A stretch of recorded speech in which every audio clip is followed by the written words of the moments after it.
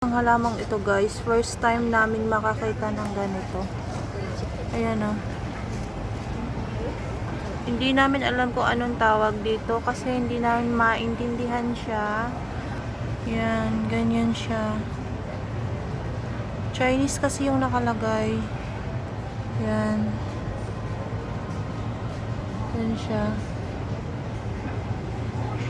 Yan.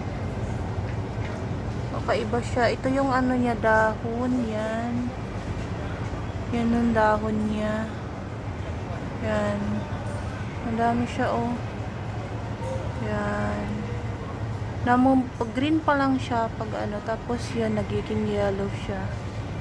Yan.